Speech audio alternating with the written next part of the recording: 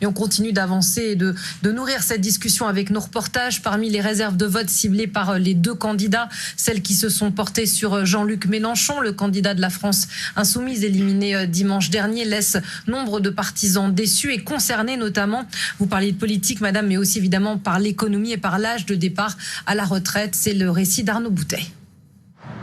Dans cette commune de l'Oise, beaucoup espéraient ici un autre résultat. Creil, ville de gauche, va devoir, comme partout ailleurs, départager les deux finalistes.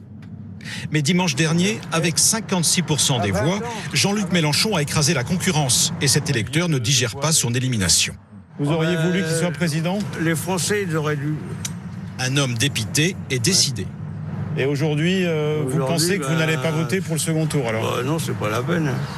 À Creil, même la police municipale ne cache pas sa déception. Vous êtes content du résultat ? On va partir sur 5 ans de galère là encore. Alors maintenant, pour qui voter ? Dans ce quartier populaire, on trouve des admirateurs de Marine Le Pen. J'aimerais bien qu'elle passe parce que je pense qu'elle ferait du bien. Et l'âge du départ à la retraite, 62 ans pour la candidate RN, 65 ou 64 pour Emmanuel Macron, est devenu l'un des critères. Est-ce que vous trouvez que c'est normal de travailler plus longtemps ? Non. Non, la vie est déjà trop dure et il y a des métiers qui sont très très très durs et que les gens ils aimeraient bien en profiter avant de mourir parce qu'il y en a des fois, ils n'ont même pas le temps Bon, ils arrivent à la retraite, ils n'ont même pas le temps d'en profiter, qu'ils partent quoi. Plus loin, cet autre électeur se dit prêt à quelques sacrifices. Ma femme elle a voté Mélenchon, mais moi j'ai voté Macron. Je suis prêt à travailler jusqu'à 70 ans tant que l'extrême droite n'est pas au pouvoir. Ça ne me dérange pas. Tous demandent la prise en compte des carrières longues et pénibles ainsi que la revalorisation des pensions.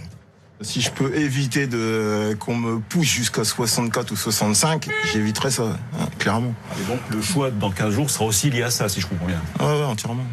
Maintenant, vous dire si je vais voter réellement, ça je sais pas. À Creil, dimanche, le vote des jeunes a été déterminant. Qui a voté Jean-Luc Mélenchon ? Loin de la question des retraites, ces primo-votants font le choix de rester à la maison le 24 avril, quelles que soient les conséquences. Je me sentirais responsable évidemment parce que j'aurais pas fait barrage, mais c'est vraiment contre mes idées et mes principes de voter Emmanuel Macron avec ses idées à lui. Combien d'électeurs de Jean-Luc Mélenchon prendront le chemin des urnes ? Beaucoup se donnent quelques jours encore pour décider. Le débat entre les deux candidats se focalise aujourd'hui sur les retraites. Après l'ouverture du chef de l'État hier sur sa réforme et l'âge de départ à 65 ans. Quant à Marine Le Pen, elle rallonge son âge de départ à la retraite de 60 à 62 ans, sauf pour ceux qui ont commencé à travailler plus tôt. Au vu du coût global du projet, Julien Bigard et Yann Moine, c'est le comparatif. Votre retraite au cœur de leur face-à-face. La durée du travail devenue le centre du débat.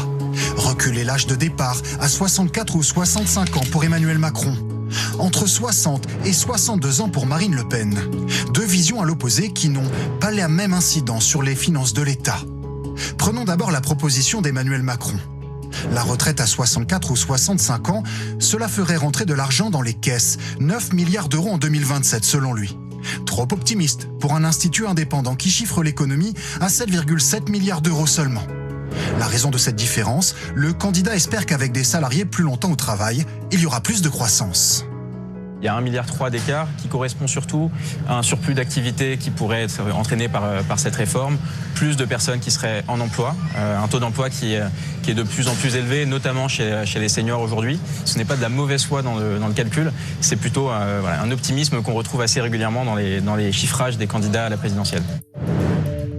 Passons maintenant à la proposition de Marine Le Pen. La retraite à partir de 62 ans et même 60 ans pour ceux qui ont commencé à travailler jeunes.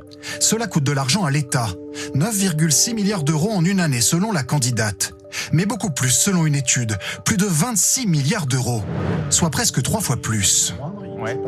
Quand on commence avant 20 ans d'après la réforme de Marine Le Pen, on finit à 60 ans, quoi qu'il arrive. Et ces personnes-là, elles sont finalement plus nombreuses, potentiellement, que ce que Marine Le Pen a estimé. Et donc, à long terme, en fait, cette mesure va coûter beaucoup plus cher que ce qu'elle avait prévu. L'entourage de Marine Le Pen maintient son chiffrage et avance une méthode de calcul différente, justement sur le nombre de personnes pouvant partir dès 60 ans à la retraite. Et le plateau du 23h se remplit. Nos éditorialistes économiques nous ont rejoints. Ils sont avec nous. Bonsoir Étienne Lefebvre et bonsoir Christophe Rameau. Comme c'est très économique, on a décidé de vous faire rentrer pour participer à cette discussion.